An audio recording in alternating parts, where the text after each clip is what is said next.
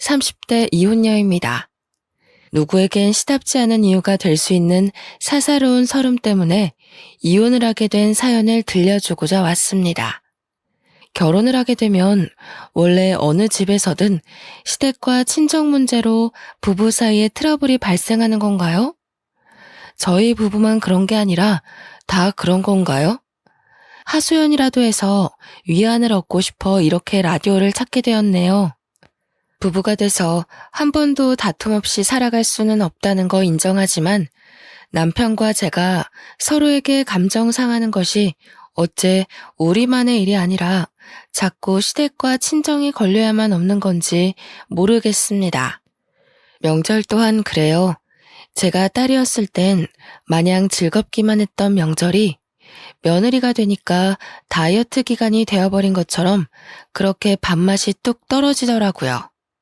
행복하고자 시작한 결혼인데 저는 살아온 세월 중 역대로 불행한 시간을 보내야만 했습니다. 제가 이혼하기까지 1년 조금 넘은 시간이었습니다. 시간이었죠. 그 짧은 시간조차 글로 남기려니 더 함축하고 줄여야 되더군요. 그래도 최대한 저의 경험을 살려서 들려드리도록 하겠습니다. 저는 남편과 결혼하기 전까지 남편을 잘 안다고 생각했습니다.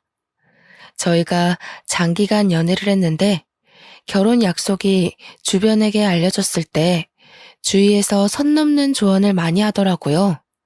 축하만 해주면 좋겠는데 자꾸만 연애와 결혼은 다르고 동거와 결혼은 다르다면서 결혼 신중하게 결정하는 건 맞냐고 수도 없이 묻더군요.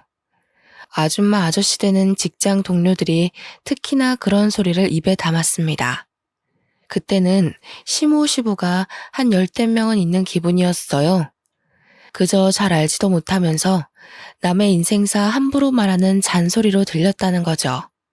말 그대로 제가 남편과의 결혼을 선택한 건 결혼이 10년의 연애의 종착지라고 생각하기도 했고 나이 35살에 또다시 다른 남자를 만나 연애의 과정을 거쳐 결혼까지 도달하기엔 너무 늙었다고 생각했기 때문이었습니다.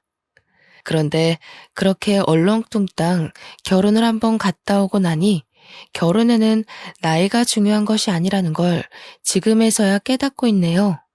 남편과는 제 첫 직장에서 만나 이어져 온 인연입니다. 남편은 첫인상부터가 순둥순둥한 스타일에 약간 자기 취미에만 푹 빠져 사는 괴짜 느낌이 강한 남자였어요. 그래서 주위에 친구가 별로 없었고 남편과 어울려주는 사람도 굳이 업무 얘기 아니면 다가가질 않더군요.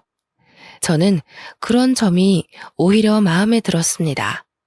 제가 대학 때 바람둥이 남자친구를 만나는 바람에 그 뒤로 여자인 친구가 없는 사람들만 만나기로 다짐했었거든요. 하필 그 시기에 제 눈에 들어온 사람이 바로 남편이었던 거죠. 다른 동료들은 남편이 사회성이 부족해서 사람들과 어울리기 힘든 성격이라고 했지만 저는 그렇게 보지 않았습니다. 제가 말을 하는 걸 좋아하기 때문에 주로 남편에게 제가 먼저 말을 걸면 남편이 대답을 잘해줬어요. 저는 그런 심심찮은 대화 사이에서 남편의 은근한 개그 포인트를 느꼈는데 그래서 완전한 호감으로 마음을 열었던 것 같습니다. 제가 먼저 대시를 해서 이어진 만남이었고 연애 기간 내내 제 기대와 같이 남편은 주위에 여자 없이 저랑만 어울리는 남자친구가 되어주었어요. 10년의 연애 끝에 결혼을 하게 되었을 시점 제가 남편을 개과천선시켰다고 해도 과언이 아니었는데요. 운두년 같던 사람이 저와 연애를 하면서부터 점차 사람들과 잘 어울리게 된 것도 신뢰받는 팀장으로 승진된 것도 상대의 감정을 살피고 적당한 배려를 하게 된 것도 전부 제가 남편을 그렇게 변화시켜 놓은 거였습니다. 원래 남편을 알던 사람들은 남편의 변한 모습을 신기했고 남편은 어딜 가나 여자친구 잘 만났다는 소리를 들었죠. 결혼 신중하게 하라는 소리를 잔뜩 들은 저와는 다르게 말입니다. 남편의 청혼으로 결혼을 하게 된 저는 그야말로 나름 성공적인 결혼을 했다고 생각했습니다. 제가 남편을 변화시켰다고 했잖아요. 그것에 대한 자만이 너무 컸던 탓에 저는 남편에 대해 모르는 것이 없다고 생각했고, 남편을 충분히 제 손맛대로 주무르며 현명하게 잘 살아갈 수 있다고 봤었죠. 그때만 해도 제게 남편이란 존재는 결혼을 해도 괜찮은 수준이 아니라 이 남자 아니면 더 이상 내 결혼은 없다라고 생각했을 정도였습니다. 그리고 결혼을 한다고 하더라도 10년을 연애했는데 뭐가 크게 달라지겠어요. 같은 지붕 아래 살게 되었다는 것만 다르지 연애하던 때와 차이가 없을 거라고 확신했습니다. 그렇게 결혼을 하고 첫 명절이 다가온 시기에 저는 주위 사람들이 왜 그렇게 연애와 결혼이 다르다고 했는지 아주 제대로 느끼게 되었는데요. 왜 명절 때마다 뉴스에 명절 증후군 소식이 여기저기 들려오는지 알 수 있었습니다.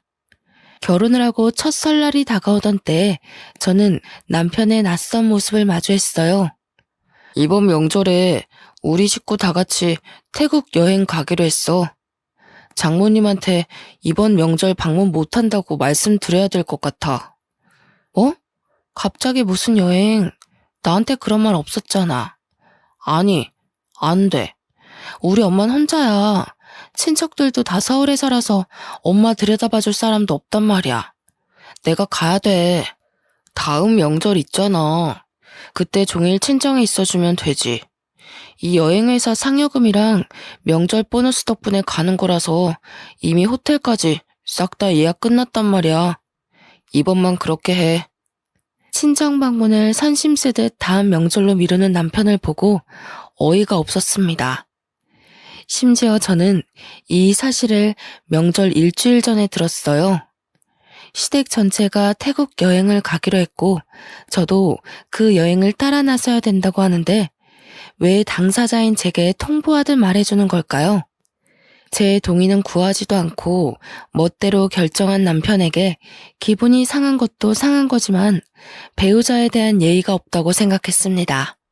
그래도 어쩌겠어요. 이미 일은 벌어졌고 결혼을 한 이상 첫 명절만큼은 며느리로서 시댁과 함께 보내는 게 맞다고 생각했으니 따라갈 수밖에요. 엄마한테 전화해서 미안하다고 여행 마치고 돌아오는 대로 방문하겠다고 하니까 엄마는 흔쾌히 상관없다고 하면서 이번에 이모네가 내려오기로 했다고 걱정 말라네요. 오히려 해외 나가는 제 걱정을 더하면서 조심해서 다녀오라고 했습니다. 저희 엄마가 괜찮을 리 없다는 걸 저는 알아요. 친척들이 매번 와줬던 것도 아니고 그때마다 외동인 저와 엄마 둘이서 명절 음식을 간단히 했고 아빠 차례 지낸 뒤에 소소하게 명절을 즐기면서 살았거든요. 제가 명절에 당연히 갈 거라고 떵떵거려 놓은 탓에 엄마는 아마 친척들에게 전화가 와도 여느 때처럼 저와 같이 명절을 보낼 거라고 말했을 겁니다. 저 포함 사위까지 같이요. 그런데 제가 아예 못 가게 되었잖아요. 진짜 속상하더라고요. 친구들은 제가 명절 음식 준비 안 하고 시댁에 시달리는 것 없이 놀러가서 좋겠다고 부러워했지만 여행도 여행 나름이지 않습니까? 시댁 식구들이라고 하지만 어떻게 보면 저만 동떨어진 구성원이잖아요. 시댁 식구랑도 저는 아직 못 친해졌는데 시댁들만 아는 친척들까지 다들 신이 나서 즐기는 여행이었습니다. 차라리 집에서 음식을 하는 게 나을지도 모른다는 생각했을 정도로 저는 여행 내내 피곤하기만 했어요. 같이 가는 대상들이 누군지에 따라 여행도 추억이 될 수가 있고 경험이 될 수도 있더라고요. 제게 시댁들과의 첫 여행은 앞으로 살아가는데 큰 미천이 될 경험이 된 듯 싶네요. 다른 애 있는 가정들이라 저랑 남편만 신혼이었거든요. 그 때문에 모두가 자유롭게 놀고 즐기는 걸 저희 부부는 시부모 모시는 효도 여행을 해야만 했습니다. 시모는 또 땀이 얼마나 많은지 태국에서 삼켜 죽겠다고 엄청 징징거리더라고요. 남편은 시부 데리고 남자끼리 오붓하게 부자 여행 즐기고 싶다고 하는데 그럼 시무는 빼도 박도 못하게 제가 모셔야 되는 거잖아요. 여행은 고작 3박 4일이었는데 그 3박 4일 동안 시무의 투덜거림에 시달렸더니 한 달은 죽치고 고생하다 온 기분이더군요. 예, 새아가. 이 집에 직원 좀 콜해서 샴푸 새 걸로 바꿔놓으라고 좀 해. 태국이 위생 안 좋기로 말이 많더라고. 이 샴푸나 바디워시에 무슨 짓을 했을 줄 알고 쓰겠니? 어머님, 원래 여행은 그런 거예요. 제가 보기엔 깔끔하고 멀쩡한데 왜 그러세요? 그렇게 위생이 걱정되시면 다른 나라로 여행 오면 안 되지 않을까요? 너 지금 나한테 가르치는 거니? 하여간 요즘 것들은 말대답이 많아서야. 됐다. 그냥 내가 가져온 핀으로 씻던가 해야지. 시모는 저와 같이 다니는 내내 모든 것에 불평하고 불만만 얘기하는 사람이었습니다. 친구가 그렇게 툴툴거려도 한 대 쥐어받고 싶지 않습니까? 그런데 시모가 그러니 어쩌지도 못하고 그저 참아야만 했거든요. 이게 무슨 여행이에요? 시모는 비행기 자리까지 제 고막에 피가 나도록 시시콜콜 불평을 늘어놓았습니다. 집으로 귀가한 그날 저는 남편 앞에서 표정을 썩히며 다신 시댁이랑 여행 못 가겠다고 이제 명절 때 여행 약속 잡지 말라고 엄포를 놓았습니다. 그리고 다음날 친정에 가서 하룻밤 자고 오자고 했어요. 어차피 일주일 연차냈잖아. 내일 아무것도 안 하는데 다녀오자. 엄마 아마 명절 내내 혼자 보냈을 거야. 이모네 간다고 했었는데 차 문제 생겨서 못 갔대.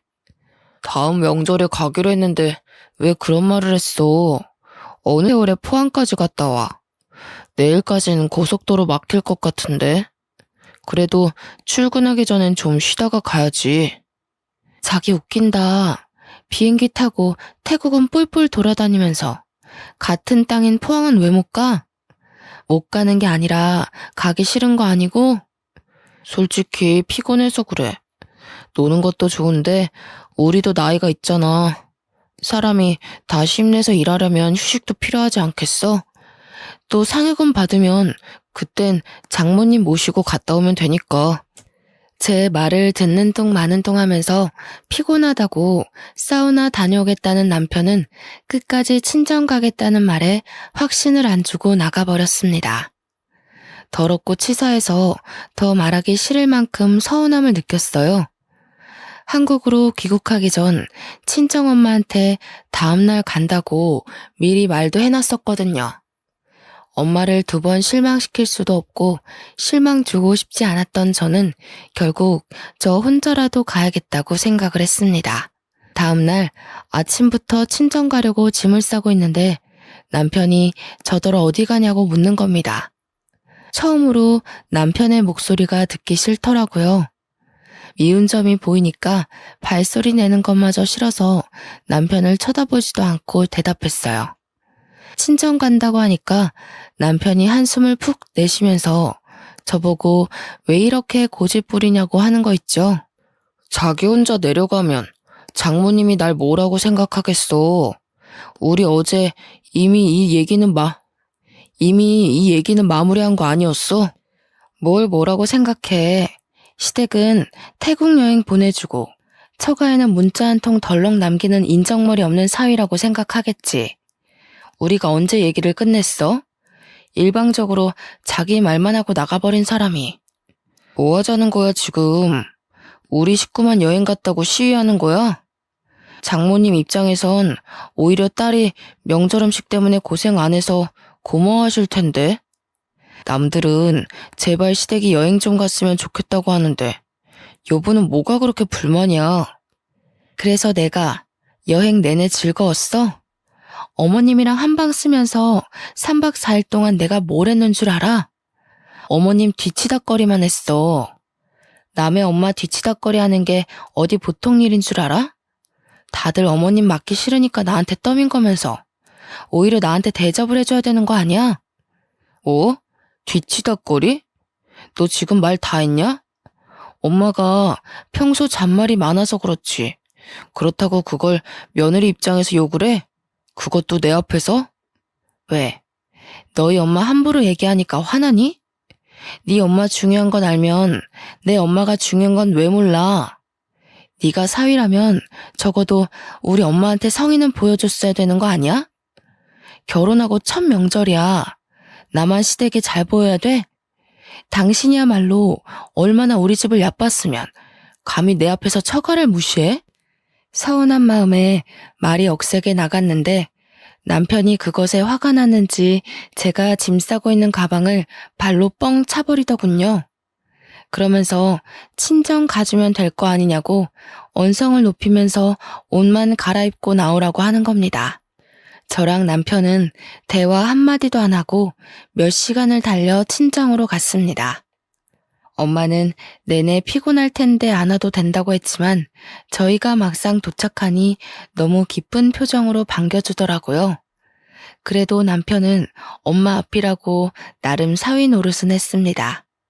길에 소고기를 사서 엄마한테 선물로 주었죠. 같이 후하게 식사를 하고 당연히 하룻밤 자고 가려고 엄마가 마련해준 방에 들어갔는데 남편한테 시댁에서 전화가 오더라고요. 옆에 있던 저는 방 안이 조용하니까 통화를 다 들을 수 있었습니다. 내가 못 산다. 그래서 그 먼 거리를 갔단 말이야? 새아기는 생각이 있는 거니 없는 거니? 해외에서 많은 식구들 인도하느라 애쓴 너를 기어이 끌고 나간 거냐? 당장 새아기 바꿔봐라. 그냥 남편이 알아서 해결했으면 좋겠다고 생각했는데 남편은 꼬박 제게 전화를 넘기더라고요. 여보세요 한마디 하자마자 시모의 카랑카랑한 목소리가 울렸고 이미 남편 통화할 때 엿들었던 내용을 고스란히 다시 들었습니다. 저는 당연히 명절이니까 내 부모님을 찾은 건데 그게 이렇게 욕까지 먹어가면서 스트레스 받고 죄지는 기분을 느껴야 하는 건지 순간 서럽더라고요. 시모가 잔소리 끝나고 알겠냐고 재차 확인하는 말에 저는 화가 나고 눈물 나고 짜증나서 대답도 안 하고 냅다 끊어버렸습니다. 그렇게 집으로 돌아갔는데 남편이 시댁에서 저를 불렀다고 저녁에 같이 시댁에 가자는 거 아니겠어요? 싫다고 했더니 남편이 자기 부모님이 마음 상했다는 걸 구구절절 설명하는데 속이 꽉 막히는 것 같고 더는 듣기 싫었습니다. 그래서 남편 말도 무시하고 시댁을 나몰라라 했더니 한동안 잠잠하다가 어느 날 퇴근하고 귀가했는데 시모가 신혼집에 떡하니 앉아 기다리고 있지 뭡니까. 저를 보는 눈빛이 곱지 않길래 그 눈만 봐도 피곤하고 숨이 막히더군요. 다른 집 며느리들은 음식하기 싫어서 일부러라도 시댁 여행 보내주고 그러는데 넌 뭐가 불만이라서 우리 아들을 구워 삶았니? 내 말 듣기 싫다고 전화기까지 팩 끊어버리고 물어보시니까 솔직하게 말씀드릴게요. 어머님도 아버님한테 시집 가신 거잖아요. 아버님이 어머님 친정은 찾지도 않고 시댁만 챙기면 서운하지 않겠어요? 아버님은 사위 노릇 안 하면서 어머님한테 며느리 노릇 강요한 적 정말 없었어요? 어머님도 시댁살이 겪어봐서 알 거 아니에요? 솔직히 다 여자들 기싸움 때문에 생긴 문화잖아요. 제 말에 시모는 잠깐 흠칫하는 것 같았습니다. 하긴 시부 성격이 꽤 가부장적이던데 차별을 안 당했을 리 없었을 겁니다. 그럼에도 금세 표정 관리하던 시모는 저한테 떳떳하게 주장하더군요. 남편이란 건 당연히 모셔야 되는 존재다. 나 때는 그게 당연했던 때였어. 그러니 내가 시댁 사람들한테 한 소리 듣는 것도 당연하다고 생각했어. 너처럼 불만 품고 대드는 짓은 안 했단 말이다. 내가 친히 걸음에서 경고했으니 앞으로 어찌하나 단단히 지켜볼 거야. 시모는 제게 또 다른 말대답을 들을까봐 자기 할 말만 줄줄줄 말을 하고 불이 나게 신혼집을 떠났습니다. 피곤한 상대 앞에서 자기 할 말만 하고 도망가 버리는 건 남편 하는 짓과 똑같더라고요. 제 결혼이 불행의 길을 걸을 수밖에 없다는 건 이때부터 눈치를 챘어야 했던 겁니다. 남편과 다툼을 해본 건 당시 명절이 처음이었는데요. 그전에는 웬만하면 저와 서로 맞춰주면서 지내온 사람이었는데 명절을 한번 겪고 나니 그 이후부터는 약간 자기 잘난 맛에 사는 인간으로 변해가는 거 아니겠어요? 같이 맞벌이하는 입장에서 집안일도 같이 했었는데 점 집안일에는 손을 뗐고 월급 좀 올랐다고 여기저기 사람들한테 술 사는 자리까지 많아지더라고요. 원래는 사람들과도 잘 못 어울리는 괴짜라고 했지 않습니까?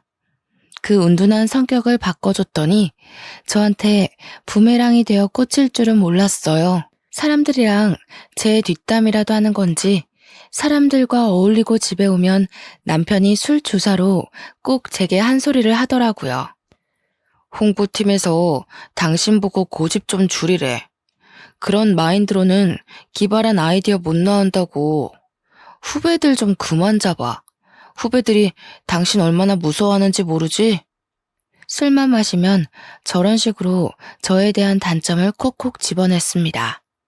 남편이 주구장창 제 단점을 꼽으니 처음엔 정말 사람들이 저를 그렇게 생각하는 줄 알았어요. 그러니 그땐 저도 모르는 사이 직장에서 말수가 줄어있더라고요. 그런데 알고 보니 남편이 먼저 언급하면 동료들이 후배다 보니까 그냥 남편한테 맞춰서 끄덕끄덕 해주는 거지 뭡니까?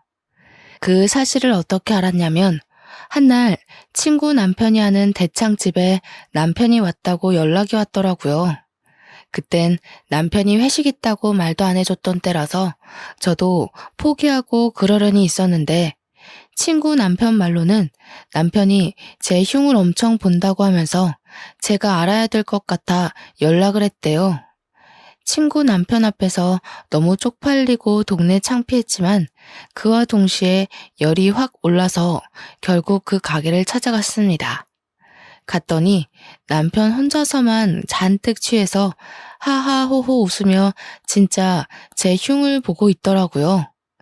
여자는 저처럼 성깔이 강하면 안 되고 고분고분해야 된다면서 그러면서 뒤이어 있는 말에 저는 끝내 그 자리를 끼어들고 말았습니다. 남편이 저랑 잠자리에 대한 것도 얘기를 꺼내는 거 아니겠어요? 아무리 술 취했다고 해도 할 말 못할 말은 구분해야죠. 구분 못할 정도로 마시면 그건 짐승이잖아요. 저는 친구 남편한테 술값 2배로 계산하겠다고 하고 술을 꺼내서 뚜껑을 땄습니다. 남편 머리 위에 2병이나 콸콸 쳐부어 버렸어요. 그제서야 동료 후배들은 저를 알아보고 인사를 했고 남편은 소리를 지르면서 허우적거리다가 나자빠졌네요. 다들 잘 보고 가서 꼭 소문 좀 내줘요. 김 팀장님이랑 회식했는데 배우자 흉 보다가 개꼴났다고요. 그리고 어디 가서 이런 사람 있으면 네 말이 맞다고 맞춰주지 마요. 그럼 이런 개자식이랑 같은 급으로 비춰지니깐. 그만 가봐도 좋다는 제 말에 동료 후배들은 후다닥 달아났습니다. 겨우 중심 잡고 일어난 남편은 저를 알아보더니 무작정 삿대질을 하더군요. 그걸 제가 다시 싸대기 날려 넘어뜨렸어요. 이런 식으로 다른 사람 앞에서 개망신 당할 거면 내 얘기 좀 하지 말아줄래? 당신 와이프라는 거 숨기고 싶거든. 고작 이런 모습 보여주려고 나한테 청혼했니? 참, 10년 연애 기간이 후회스럽다. 그날 남편은 필름이 끊겨서 잘 기억도 못했습니다. 저더러 혹시 회식 장소에 온 적 있냐길래 제가 그냥 나 몰라라 하면서 내뺐더니 그걸 그대로 믿더라고요. 그러면서 왜 직장에서 자기를 보는 시선이 이상한지 모르겠다고 예전에 왕따였을 때랑 같은 기분이 든다더군요. 남편 말로는 자기가 사회성 부족할 때 사람들이 자신을 멀리했던 당시가 떠오른다면서 기분이 나쁘다고 했어요. 남편도 자기가 왕따 당했을 때 나름 트라우마였나 봅니다. 남편 말대로 직장에선 남편 안 보는 데서 다들 남편 뒷담을 까고 난리가 났더라고요. 동료들이 저만 보면 결혼 실수했다고 동정표를 많이 던졌어요. 남편을 그 꼴로 만든 게 저라고 하더라도 그런 상황들이 그리 막 유쾌하진 않은 거 있죠. 10년이 후회스럽다가도 한편으론 같이 나눈 정이 있어서인지 속상하기도 했습니다. 그래도 내 남편인데 내 선에서만 해결할 걸 그랬나 싶었어요. 하지만 그마저도 의미 없는 잡이었을 뿐이었습니다. 결국 제 손으로 다시 남편을 끌어내리는 일이 터지고 말았는데요. 몇 달 전에 있었던 두 번째 명절 말입니다. 그 시기에 저는 남편과 완전 끝내기로 마음먹었어요. 설날에 시댁의 해외여행으로 제게 실망을 안겨줬던 남편은 제 경고도 잊고서 추석마저도 시댁 주도하에 제주도 여행을 예약해버린 겁니다. 그렇다는 말은 또 친정에 안 갈 거라는 뜻 아니겠습니까? 내가 이런 식으로 하지 말라고 했잖아. 내 말 무시해? 우리 엄마 무시하는 거야? 나 이번엔 절대 안 가. 당신이 저지른 일이니까 나한테 뭐든 기대하지 마. 엄마 아빠가 명절에 여행 가는 게 좋다고 하는데 어떡해. 자식된 도리로서 부모님한테 효도 좀 할 수 있는 거잖아. 자기야말로 왜 그렇게 내 마음을 몰라? 그러니까 당신 효도를 내가 왜 같이 해야 되냐고. 내 의사는 묻지도 않고 당신은 시댁 식구들 앞에서 의견이라는 게 없어? 적어도 나랑 의논해보겠다고 얘기했어야 되는 거 아니야? 어떻게 똑같은 실수를 두 번이나 할 수가 있어. 네가 이렇게 만들었잖아. 내가 당신 하라는 대로 살다 보니까 가족 말도 어련히 들어야 된다고 생각하게 된 거지. 왜 이제 와서 나더러 남의 말 듣지를 말래? 내가 줏대 없이 흔들리고 마음대로 결정하라고 알려줬어? 그랬으면 당신 지금 팀장 자리도 못 올라갔겠지. 아, 됐어. 말하기도 피곤해. 당신이 당신 부모님한테 효도하는 거 내버려 둘 테니까 당신도 내가 내 부모님 챙기는 거 신경 꺼. 야, 그럼 우리 엄마는 누가 모셔? 다른 집 여자들은 다 애 있단 말이야. 엄마는 벌써 너랑 간다고 생각하고 있는데. 네가 모셔. 네가 자식이잖아. 나도 내 엄마 있어. 내가 왜 네 엄마 모시느라 우리 엄마를 혼자 내버려둬야 되는데? 그리고 저는 그날 새벽 남편이 자고 있는 몰래 짐을 챙겨 친정으로 갔습니다. 혼자 갔는데 엄마가 안 자고 기다리고 있더라고요. 내려가는 길에 이미 사정을 얘기해놨기에 저는 도착해서 엄마한테 혼자 와서 미안하다고 사과를 했어요. 엄마는 오히려 늦은 새벽에 온다고 고생했다며 따뜻한 이부자리를 마련해 줬습니다. 오랜만에 엄마 옆에서 자는데 그제야 제가 어떤 사람인지 얼마나 사랑받고 귀하게 큰 딸인지 느껴지더라고요. 저한테 명절은 바로 이렇게 정겹고 따뜻한 날이었는데 어쩌다가 피 튀기는 장이 되었는지 모르겠습니다. 그날 아침 일찍 저는 엄마 여권을 챙겨서 엄마를 모시고 가장 가까운 시간에 일본행 티켓을 예매했습니다. 혹시라도 남편이 친정에 찾아올까봐 속전속결로 진행을 했죠. 엄마를 데리고 그대로 일본 여행을 갔는데 비행기에 있어 몰랐더니 착륙하고 휴대폰을 확인하자마자 남편한테 불티나게 전화가 와 있는 겁니다. 문자도 있었는데 그중에는 당장 안 돌아오면 이혼이라는 얘기도 있었습니다. 남편이 이혼이란 말을 감히 먼저 꺼내는 것도 제 입장에선 가짠더라고요. 이혼하자고 하면 제가 쫄아서 당장 튀어올 거라고 생각을 했나 보죠. 그럴 리가 있나요? 저는 아싸 잘됐다 싶어서 그 문자에만 동의 답변을 보낸 뒤 전화를 꺼버렸습니다. 그렇게 엄마랑 즐거운 일본 여행을 하는 동안 시댁 생각 안 하고 즐겁게 놀다가 돌아왔습니다. 바로 이런 게 여행이란 느낌을 잔뜩 받았고 제가 얼마나 스트레스를 받고 지냈는지 뼈저리게 느껴지더군요. 저는 일본 여행을 끝내고도 일부러 신혼집을 안 가고 친정에 있었어요. 회사에 연차를 몰아내서 출근도 안 했습니다. 그리고는 남편한테 우편으로 이혼 서류만 보냈죠. 한 일주일 지났을 때 남편이 초췌한 몰골로 친정을 찾아왔더라고요. 자기야, 도대체 왜 이래? 이혼 서류만 보내고 연락도 안 받는 게 어딨어? 제발 집에 좀 들어와. 나 당신 없으면 안 되는 사람인 거 누구보다 당신이 잘 알잖아. 그랬었나? 결혼하자마자 얼굴색 바뀌면서 당신 입맛대로 살길래 이미 당신한테 나는 아무것도 아닌 줄 알았는데 먼저 이혼 얘기 꺼낸 사람이 갑자기 왜 아쉬운 척이래? 아니야. 그건 여행 당일에 당신이 사라지고 없으니까 식구들이 난리 나서 나를 닥달하잖아. 이혼, 그건 홧김에 한 소리였지. 절대 진심 아니야. 그러니까 제발 집에 가자, 응? 왜? 여행 가보니까 당신 식구들이 얼마나 사람 피말리는지 느꼈어? 그래서 앞으로 내가 다시 네 엄마 뒤 봐주길 바래서 온 거 아니야? 절대 아니야. 나 이번에 제주도 여행 갔을 때 죽는 줄 알았어. 엄마가 얼마나 징징거리던지. 당신 태국 여행 때 진짜 많이 힘들었겠다. 몰라줘서 미안해. 출근을 안 하니까 직장에서도 사람들이 자꾸 수군거려. 회식에도 안 껴주고. 남편이 진심으로 반성을 했던 건지 친정엄마한테 줄 명절 선물까지 챙겨왔더라고요. 한우 세트랑 제주도 여행 상품권을 쥐고 있었습니다.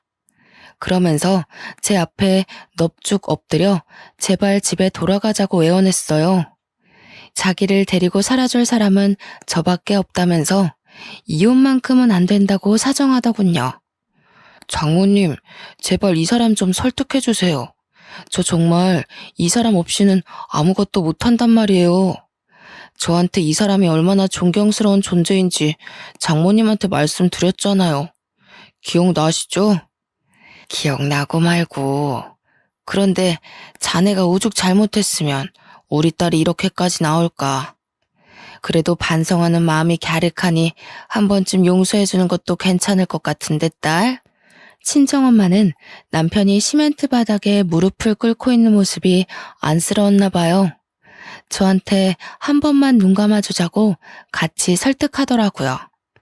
하지만 저는 남편이 반성하는 낌새를 보인다고 하더라도 이건 남편과 저만의 문제가 아니라고 생각했습니다. 남편의 생각이 이러한들 시댁의 입장과 다르다면 결국 쳇바퀴 돌듯 같은 짓을 반복하는 셈이잖아요. 저는 그 자리에서 남편한테 말했어요. 시모한테 전화해서 입장이 같다는 걸 증명하라고요. 그랬더니 남편이 아직 시모랑 얘기 안 해봤다고 하네요. 저는 오히려 잘 됐다고 봤죠. 남편이 시모랑 말 맞춰서 괜히 저를 꼬드겨서 다시 집안 식구로 들인다면 그건 그거대로 제가 또 한 번 상처를 받는 거잖아요. 그래서 제가 그 자리에서 시모한테 전화를 걸고 스피커폰으로 돌려 남편에게 줬습니다. 그런데 웃긴 게 뭔 줄 아세요? 시모가 제 전화를 기다렸다는 듯이 받았는데 받자마자 저한테 쌍욕을 하더라고요. 이런 썩을 년을 봤나. 내가 살다 너처럼 건방지고 제멋대로인 여자는 처음 봤다. 어떻게 명절에 시댁을 나 몰라라 하고 잠수를 탈 수가 있니? 우리 집안의 며느리가 되었으면 책임을 다하고 나를 모셨어야지. 감히 도망을 가? 내가 너 때문에 동네 창피해서 명절에 여행 다녀왔다는 소리도 못했어. 저는 이미 예상했던 시나리오였기에 그리 놀라지 않았는데 남편이 꽤 많이 당황했더라고요. 그런데 문제는 남편의 반응이 아니었다는 겁니다. 더 중요했던 사실은 그 자리에 우리 엄마도 같이 있었다는 거예요. 저를 하대하는 시모의 인성을 엄마가 똑똑히 들었지 뭡니까? 제가 욕먹는 며느리라는 걸 엄마한테 보여주고 싶었던 건 아니었는데 본의 아니게 상황이 그렇게 돼버려서 저 또한 뒤늦게 당혹스러웠습니다. 그뿐만이 아니었어요. 저는 거기서 자식을 둔 부모의 마음은 그 어떤 것에도 비할 수 없을 만큼 강하다는 것도 제대로 느끼게 되었는데요. 항상 저를 다독여주기만 하던 엄마의 눈빛이 싸늘하게 변하더니 마루에 서 있다가 맨발로 남편 앞까지 뛰어가 휴대폰을 뺏는 거 있죠. 이 욕심쟁이 할망구 같으니라고. 지금 뭐라고 그랬어요? 내가 정말 사부인같이 개차반 쓰레기인 여자는 또 처음이네요. 우리 딸이 뭘 잘못했다고 그런 몰상식한 욕짓거리를 내뱉어요? 사람 같지도 않던 그쪽 아들을 사람 구실하게 만들어줬으면 우리 딸한테 넙죽 엎드려 절을 해야지요. 뭐? 누구를 모셔요? 뭐야? 이봐요 사부인. 보니까 지금 며느리랑 같이 있나 본데 며느리가 감히 하늘 같은 시댁한테 어떤 짓을 하고 도망쳤는지 알아요? 명절을 내빼고 거기로 도피해 있는 거라고요. 뭘 좀 알고 따져요. 그 집 아들이 지금 우리 딸 앞에 무릎 꿇고 사정하고 있거든요. 불쌍해서 봐줄까 했더니 역시 안 되겠네요. 그쪽 같은 못난 부모 때문에 자식들이 대신해서 피눈물 흘리는 거예요. 지금 보니 우리 딸이 더러운 구정물에서 도망쳐온 거구먼. 어머머, 하돈지간이라지만 말 그렇게 함부로 하는 거 아닙니다. 당장 사과하세요. 내가 거기 어딘지 찾아가서 뒤집어 놓을 수가 있어요? 바라던 바네요. 내 딸은 내가 다시 데려갈 테니 그렇게 알아요. 그리고 같은 자식 둔 엄마 입장으로 한마디 하겠는데 요즘 세상에서 며느리를 그런 취급하면 당신 아들만 평생 늙어 죽을 때까지 혼자 살다 가는 겁니다. 이 늙구렁이 할망탱이야. 알아들었어? 다신 연락하지 마. 시모와 친정엄마의 말싸움을 보니까 저와 남편 사이의 다툼은 아무것도 아니더라고요. 그렇게 끊긴 전화는 두세 번 더 왔지만 그때마다 엄마가 전화를 받아서 대차게 욕을 해주고 끊기를 반복했습니다. 저는 어안이 벙벙하면서도 한편으론 굉장히 든든하더라고요. 아빠가 일찍 돌아가셔서 내가 엄마를 지켜줘야겠다고 늘 생각하고 살았는데 역시 자식은 부모 품에서 영원히 보호받는 존재인가 봐요. 저는 그날 엄마가 얼마나 강한 사람인지를 단단히 보았습니다. 그 자리에서 저만 놀란 것은 아니었는데요. 남편 또한 선하기만 하던 우리 엄마의 돌변을 처음 보곤 완전 사색이 되어버린 거 아니겠습니까? 남편은 친정엄마를 보고서 더 넙죽 엎드리며 잘못했다고 싹싹 빌기 시작했어요. 그러면서 시모는 자기가 처리한다면서 앞으로 시모랑 저랑 만나게 하는 일은 없게 할 거라고 밑도 끝도 없는 약속을 해댔죠. 하지만 엄마는 이미 제가 시댁에서 어떤 취급을 받는지 들어버린 마당에 남편을 곱게 보지 못했습니다. 자네가 잘할 놈이었다면 진작에 우리 딸이 그런 취급 안 받도록 만들었겠지. 내 딸을 존경한다고 했었나? 그렇게 안 봤는데 정말 앞뒤 다른 놈이었구먼. 나 더 이상 자네한테 볼 일 없다. 내 피 같은 딸 헐뜯기라고 보낸 시집이 아니야. 엄마가 남편한테 삿대질하면서 집에서 가니 네 잘난 엄마 아빠를 원망하라고 쫓아보냈습니다. 저도 우리 엄마의 화난 모습을 처음 봤는데 남편은 얼마나 당황했을까요? 그렇게 쫓겨난 남편과는 무난히 이혼 절차를 밟았습니다.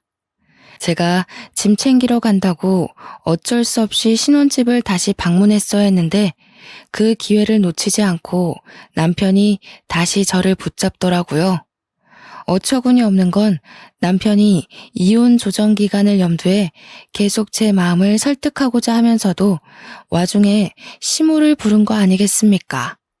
여태 제가 남편을 만들다시피 고쳐놨다지만 이 정도로 남에게 의지하는 사람인 줄은 몰랐어요.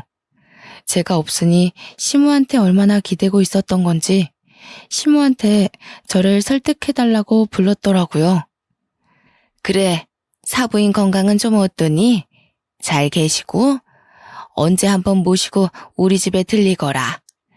일이 이렇게 되는 바람에 내가 초대를 한번 못했네.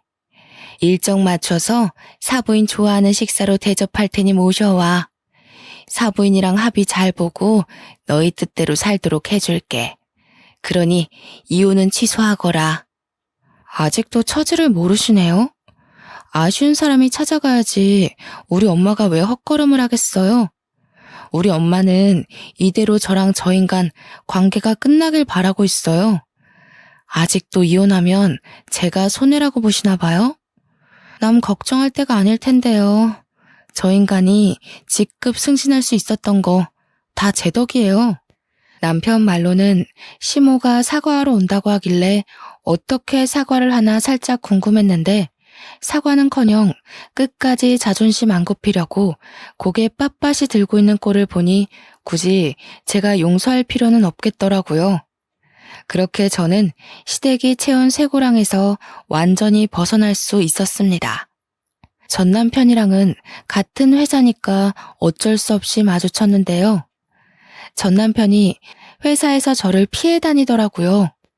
삐친 건지 토라진 건지 그런 건 모르겠고 한 번씩 저한테 실수인 척 커피를 쏟는 거 아니겠어요? 유치한 보복인 거 알지만 그게 계속 반복되니까 화가 나대요. 그래서 저는 전 남편의 쓰레기 같았던 행동들을 동료들에게 그대로 소문내고 다녔습니다. 원래 그랬던 것처럼 또다시 사내에서 왕따 한번 실컷 당해보라는 뜻으로요. 소문이란 건 제가 적당한 화제거리만 던져줘도 알아서 발이 달려 널리 퍼지더라고요. 심지어 과장이 조금씩 더해지더니 최근에 우연히 들은 소문은 제가 알고 있는 전 남편 이미지보다 훨씬 더 개쓰레기가 되어 있었습니다. 처음엔 다들 제 의견을 들을 때면 전 남편이 그렇게까지 이기적이고 배우자의 소중함을 모르는 사람인 줄은 몰랐대요. 그래서 더 충격이라 소문이 더럽게 퍼졌나 봐요. 이제는 전 남편이 지나가기만 해도 사람들이 수군대기 바쁘거든요. 그러니까 사람은 살던 대로 살아야 된다고 간도 콩할 만한 사람이 감히 시댁을 앞세워서 와이프 무시하고 다니니까 천벌받는 거잖아요. 와이프 욕하는 게 자기 얼굴에 침 뱉는 건 줄도 모르고 신나게 했을 생각하니까 다시 돌이켜봐도 참 한심하네요. 들리는 소문에 의하면 전 남편이 상사한테 깨져서 비상구에서 오는 걸 여자 동료가 봤다고 저한테 말해주더라고요. 항상 윗선에 결제 보고 올리기 전에 제 검토를 받고 갔던 사람인데 혼자서 하려니까 뭐가 많이 안 되는 것 같았어요. 저 없으면 자기는 아무것도 아니라는 전 남편의 말이 지독하게도 공감이 되는 거 있죠. 소중한 줄 모르고 자기 사람이라며 저를 함부로 했으니 꼴 좋네요. 반대로 저는 오히려 결혼을 한 것이 손해였어요. 다들 저더러 전 남편과 왜 결혼하냐고 선 넘는 조언을 해줄 때 들어 먹었어야 했다는 걸 이혼을 하고 나서야 깨달았습니다. 어른들의 말이 무조건 고지식하다는 건 틀린 말이에요. 어른 말 들으면 자다가도 떡이 생긴다는 거. 그거 모른 척 외면하고 결혼을 진행시켰다가 제가 눈물나게 혼쭐났잖아요. 시댁이 아무리 잘나면 뭐합니까? 제가 소중히 여기고 사랑하는 친정을 감히 무시하고 깔보는 시댁이라면 당연히 없는 게 낫죠. 이혼을 하고 난 뒤에야 더 상쾌한 날을 보내고 있는 저는 나이 때문에 결혼해야만 한다는 압박에 스스로를 가두지 않고 자유롭게 마음을 열고서 인연을 만나는 중입니다. 새로운 인연이 닿다 보면 언젠가 제게 알맞은 남자가 나타나지 않을까 기대도 하고 있어요. 대신 다시는 사람을 고쳐 쓰진 않고 있는 그대로의 인품을 보겠다고 다짐을 하면서요. 전 남편과 10년을 만났으니 과거를 되돌아볼 때마다 어쩔 수 없이 전 남편을 떠올려야 할 거예요. 세월 앞에 장사 없는 거 아는데 세월도 뼈아픈 경험을 잊게는 못해주는 것 같아요. 세월 헛되어 보냈다는 생각도 들지만 그래도 한편으론 정말 귀한 경험을 하지 않았나 싶습니다. 전 남편 같은 사람 덕분에 만남의 기간이 사람과의 관계의 필수적인 요인은 아니라는 걸 깨우쳤잖아요. 늦은 나이에 결혼했기 때문에 그만큼 사람을 잘 알고 결혼했다고 생각했는데 사람이란 건 어쩔 수 없이 실수를 할 수밖에 없는 존재라는 것도 알았어요. 세상에 완벽한 사람은 없고 저 또한 미숙한 성인일 뿐이라는 것도요. 제 나이가 40, 50이 되면 어떻습니까? 더 이상은 나이에 쫓겨서 제 인생을 버리는 식으로 결혼을 하고 싶진 않네요. 주변인의 눈치에 줏대 없이 흔들리는 것도 문제지만 저처럼 주변이 조언을 잔소리로 듣고 귀를 닫아버리는 것 또한 문제가 아닌가 싶습니다. 저도 이번 계기에 제 자신의 헐랭이 같았던 태도를 좀 되돌아볼 수 있었어요. 제 자신을 위해서라도 필요한 조언을 걸러 들을 수 있는 길을 길러야겠다고요. 여러분들은 어떠신가요? 주변인 말 안 듣고 내 입장 밀고 나갔다가 실패를 하신 적은 없나요? 저보다 더 훌륭한 경험을 하신 분들 많을 거라 생각합니다. 그 모든 것들이 청취자분들의 발목을 잡는 게 아니라 미천이 되는 경험이었으면 좋겠네요. 제가 준비한 사연은 여기까지입니다. 비록 제 사연의 결말은 이혼이지만 제겐 이혼녀라는 것이 꼬리표가 아니라 삶의 고충을 이겨냈다는 머리표라는 것을 자랑스럽게 말씀드리고 싶어요. 긴 사연이었습니다. 들어주셔서 너무 감사합니다.